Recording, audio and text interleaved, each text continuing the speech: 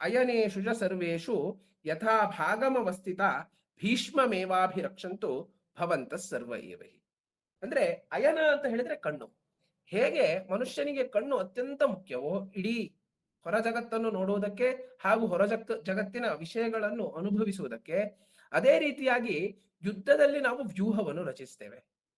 ಅದರಲ್ಲಿ ಚಕ್ರವ್ಯೂಹ, ಮಕರ ವ್ಯೂಹ, ಪದ್ಮವ್ಯೂಹ, ಹೀಗೆ ಅನೇಕ ವ್ಯೂಹಗಳನ್ನು ರಚಿಸ್ತೇವೆ. ಆ ವ್ಯೂಹಗಳಲ್ಲಿ ಕೂಡ ಅಯನಗಳು, ಆಯಕಟ್ಟಿನ ಪ್ರದೇಶಗಳು, ವ್ಯೂಹ ದ್ವಾರಗಳು ಅಂತ ಇರ್ತದೆ.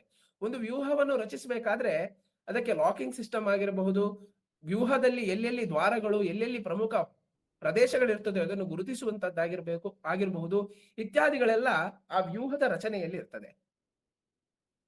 ನಾರಾಯಣಾಚಾರ್ಯರು ಬರೆದಿರುವಂತಹ ಆ 18 ದಿನಗಳು ಅಂತ ಹೇಳುವಂತಹ ಒಂದು ಬಹಳ ಸುಂದರವಾದಂತಹ ಪುಸ್ತಕ ಇದೆ. ಆ ಇಡೀ 18 ದಿನಗಳ ಯುದ್ಧವನ್ನು ಬಹಳ ಸುಂದರವಾಗಿ ವಿವರಿಸಿದ್ದಾರೆ.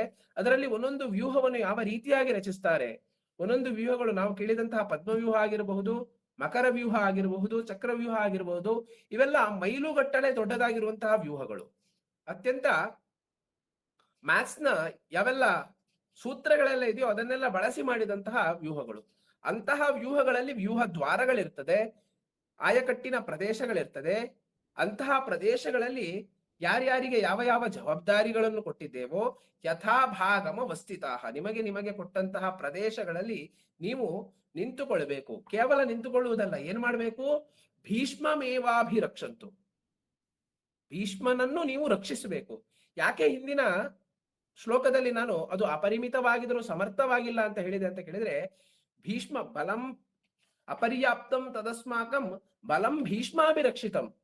ದುರ್ಯೋಧನ ಹೇಳ್ತಾನೆ ನಮ್ಮ ಸೇನೆ ಭೀಷ್ಮನಿಂದ ರಕ್ಷಿತವಾಗಿದೆ ಅಂತ ಆತ ಹಿಂದಿನ ಶ್ಲೋಕದಲ್ಲಿ ಹೇಳ್ತಾನೆ.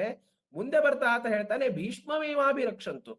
ಅಂದ್ರೆ ಸೇನೆಯನ್ನು ಭೀಷ್ಮ ರಕ್ಷಿಸ್ತಾನೋ ಅಥವಾ ಸೇನೆಯೇ ಭೀಷ್ಮನನ್ನು ರಕ್ಷಿಸಬೇಕೋ, ಇಂತಹ ಗೊಂದಲದ ಸ್ಥಿತಿಯಲ್ಲಿ ದುರ್ಯೋಧನ ನಿಂತುಕೊಂಡಿದ್ದಾನೆ. ಭೀಷ್ಮಮೇವಾಭಿರಕ್ಷಂತು ಭವಂತ ಸರ್ವ ಏವಹಿ, ಇರುವಂತಹ ಎಲ್ಲರೂ ಭೀಷ್ಮನನ್ನು ರಕ್ಷಿಸಬೇಕು ಅಂತ ಇಲ್ಲಿ ಹೇಳ್ತಾನೆ.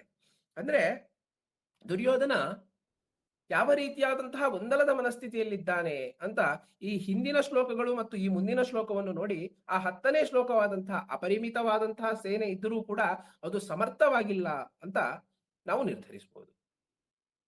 ಅಂದ್ರೆ ಈ ಅರ್ಜುನ ವಿಷಾದ ಯೋಗ ಅಂತ ನಾವು ಹೇಳಿದ್ರು ಕೂಡ ಇಲ್ಲಿ ಅರ್ಜುನನಿಗೆ ಗೆಲುವಿನ ಸಮಸ್ಯೆ ಇಲ್ಲ. ಆತನಿಗೆ ಗೆಲುವಿನ ಗೊಂದಲದಿಂದ ವೈರಾಗ್ಯ ಬಂದಂತದ್ದಲ್ಲ. ನಕಾಂಕ್ಷೆ ವಿಜಯಂ ಕೃಷ್ಣ ನಚ ರಾಜ್ಯಂ ಸುಖಾನಿಚ ಅಂತ ಹೇಳಿದಂತಹ ಅರ್ಜುನ ಯುದ್ಧವನ್ನು ಮಾಡಬೇಕೋ ಬೇಡವೋ ಅಂತ ಪ್ರಶ್ನೆ ಆತನ ಮನಸ್ಸಿನಲ್ಲಿ ಮೂಡಿದ್ದು, ಇದು ಧರ್ಮವು, ನಾನು ಯಾರೊಂದಿಗೆ ಯುದ್ಧ ಮಾಡ್ತಾ ಇದ್ದಾನೆ ಇತ್ಯಾದಿ ಪ್ರಶ್ನೆಗಳಿಂದ. ಆದ್ರೆ ಮುಖ್ಯವಾಗಿ ಇಲ್ಲಿ ದುರ್ಯೋಧನನಿಗೆ ಏನಾಯ್ತು ಅಂತ ಕೇಳಿದ್ರೆ, ಎಷ್ಟು ದೊಡ್ಡ ಸೇನೆಯನ್ನು ತಾನೇನೋ ಜಮಾವಣೆ ಮಾಡಿದ್ದೇನೆ, ಆದ್ರೆ ಗೆಲ್ಲಬಲ್ಲನೆ ಹೇಳುವಂತಹ ಆತನ ಗೊಂದಲ ಆಗಿರಬಹುದು, ಆತನ ಭಯ ಆಗಿರಬಹುದು, ಸಂಶಯಗಳಾಗಿರಬಹುದು, ಆತನ ಪ್ರತಿಯೊಂದು ಮಾತಿನಲ್ಲಿಯೂ ನಾವು ಇಲ್ಲಿ ಕಾಣಬಹುದು. ಹಾಗಾಗಿ ಆತ ಹೇಳ್ತಾನೆ, ನೀವೆಲ್ಲರೂ ಸೇನೆಯ ಪ್ರಮುಖರು, ಸೇನೆಯ ನಾಯಕರು, ಸೇನೆಯ ಸೈನಿಕರು ಏನೆಲ್ಲ ಇದ್ದೀರೋ ಇವರೆಲ್ಲರೂ ಭೀಷ್ಮನನ್ನು ರಕ್ಷಿಸಬೇಕು ಅಂತ ಹೇಳ್ತಾನೆ. ಇಷ್ಟೆಲ್ಲ ಆಗ್ತಾ ಇದ್ದದ್ದು ಇದು ದ್ರೋಣಾಚಾರ್ಯರ ಸಮ್ಮುಖದಲ್ಲಿ ಆಗ್ತಾ ಇದ್ದಂತಹದ್ದು, ರಣರಂಗದಲ್ಲಿ. ಅಲ್ಲೇ ಪಕ್ಕದಲ್ಲಿ ಭೀಷ್ಮಾಚಾರ್ಯರು ಇರುವಂತಹದ್ದು. ಅವರು ಎಲ್ಲ ಮಾತುಗಳನ್ನು ಕೇಳಿಸ್ಕೊಳ್ತಾರೆ. ಇಷ್ಟೆಲ್ಲ ಅನ್ಯಾಯಗಳು ನಡೀತಾ ಇರುವಂತಹದ್ದು ಅನ್ಯಾಯ ಅಂತ ತಿಳಿದ ಬಳಿಕವೂ ಕೂಡ ಅನ್ನ ತಿಂದ ಋಣಕ್ಕಾಗಿ ಭೀಷ್ಮಾಚಾರ್ಯರು ಯುದ್ಧಕ್ಕೆ ಒಪ್ಪಿಕೊಳ್ತಾರೆ, ಯುದ್ಧದ ಸೇನಾಧಿಪತ್ಯವನ್ನು ವಹಿಸ್ತಾರೆ, ಯುದ್ಧಕ್ಕಾಗಿ ಬಂದು ನಿಂತಿದ್ದಾರೆ. ಅಷ್ಟಾದ ಮೇಲೆ ಇಷ್ಟೆಲ್ಲ ಮಾತುಗಳನ್ನು ಕೇಳಿದ ದ್ರೋಣಾಚಾರ್ಯರು ತಸ್ಯ ಸಂಜನ ಎನ್ ಹರ್ಷನ್ ಕುರುವೃದ್ಧ ಪಿತಾಮಹ. ಯಾರು ಅಂತ ಕೇಳಿದ್ರೆ, ಕುರು ವಂಶದಲ್ಲಿಯೇ ಅತ್ಯಂತ ಹಿರಿಯರಾದಂತಹವರು ಯಾರು ಅಂತ ನಾವು ನೋಡಿದ್ರೆ ಅದು ಈಗ ಉಳಿದಂತಹವರು ಭೀಷ್ಮಾಚಾರ್ಯರು. ಪಿತಾಮಹ ಅಂದ್ರೆ ದುರ್ಯೋಧನನಿಗೆ ಅವರೇನಾಗಬೇಕು ಅಂತ ಕೇಳಿದ್ರೆ ಅಜ್ಜ ಆಗಬೇಕು.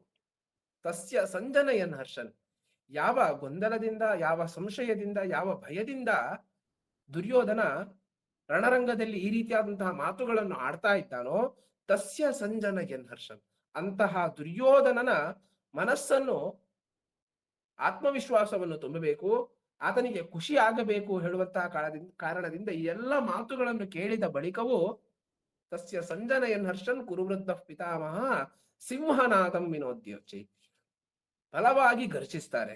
ಅಷ್ಟು ಮಾತ್ರ ಅಲ್ಲ, ಶಂಕಂ ದದ್ನೋ ಪ್ರತಾಪವಾನ್, ತಮ್ಮ ಬಳಿ ಇದ್ದಂತಹ ಶಂಕವನ್ನು ಊದುತ್ತಾ ತಾವು ಯುದ್ಧಕ್ಕೆ ಸಿದ್ಧರಾಗಿದ್ದೇವೆ, ಯುದ್ಧವನ್ನು ತಾವು ಸಮರ್ಪಕವಾಗಿ ಮಾಡ್ತೇವೆ ಅಂತ ಶಂಖಂ ದದ್ಮೋ ಪ್ರತಾಪವಾನ್, ಅತ್ಯಂತ ಪ್ರತಾಪಿಯಾದಂತಹ ಭೀಷ್ಮಾಚಾರ್ಯರು ಯುದ್ಧಕ್ಕೆ ಶಂಖವನ್ನು ಊದುವುದರ ಮೂಲಕ ಅವರು ಸೂಚನೆಯನ್ನು ಕೊಡ್ತಾರೆ.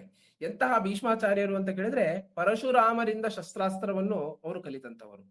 ಎಂತಹ ಭೀಷ್ಮಾಚಾರ್ಯರು ಅಂತ ಕೇಳಿದ್ರೆ ಅಂಬೆಯ ವಿಚಾರದಲ್ಲಿ ಆದಂತಹ ಗೊಂದಲದಲ್ಲಿ ಸ್ವತಃ ಪರಶುರಾಮರೇ ಯಾರು ವಿದ್ಯೆಯನ್ನು ಕಲಿಸಿದ್ದಾರೋ, ಯಾರು ಯಾರನ್ನು ನಾವು ದಶಾವತಾರದ ಒಂದು ಅವತಾರ ಅಂತ ಹೇಳ್ತೇವೆಯೋ ಅಂತಹ ಪರಶುರಾಮರು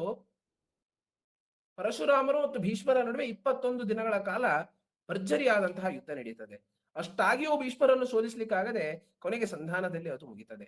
ಅಂದ್ರೆ ಆ ಕಾಲದ ಅತ್ಯಂತ ವೀರರಾಗಿದ್ದವರು, ಪರಶುರಾಮರಿಂದ ವಿದ್ಯೆಯನ್ನು ಪಡೆದಂತವರು, ಪರಶುರಾಮರೊಂದಿಗೆ ಸೆಣಸಾಟವನ್ನು ಮಾಡಿ ಸಂಧಾನಕ್ಕೆ ನಿಲ್ಲಿಸಿದಂತವರು, ಅಂತಹ ಭೀಷ್ಮಾಚಾರ್ಯರು ಇಷ್ಟೆಲ್ಲ ಮಾತುಗಳನ್ನು ದುರ್ಯೋಧನನಿಂದ ಕೇಳಿದ ಬಳಿಕ ಆತನಿಗೆ ಹರ್ಷ ಆಗಲಿ ಅಂತ ಕಾರಣಕ್ಕಾಗಿ ಅವರು ಶಂಖವನ್ನು ಊದುವುದರ ಮೂಲಕ ತಾನು ಸೇನಾಧಿಪತಿ, ಸೇನೆಯನ್ನು ಸಮರ್ಪಕವಾಗಿ ನಡೆಸ್ತೇನೆ, ಅಲ್ಲದೆ ಇಡೀ ಸೇನೆ ಯುದ್ಧಕ್ಕಾಗಿ ಸಿದ್ಧರಾಗಬೇಕು ಅಂತ ಹೇಳುವುದನ್ನು ತಮ್ಮ ಶಂಖನಾದದ ಮೂಲಕ ಅವರು ಹೇಳ್ತಾರೆ ಅಂತ ಹೇಳುವುದರೊಂದಿಗೆ ಇವತ್ತಿನ ತರಗತಿಯನ್ನು ನಾವು ಭೀಷ್ಮಾಚಾರ್ಯರ ಶಂಖನಾದದೊಂದಿಗೆ ಕೊನೆಗೊಳಿಸೋಣ.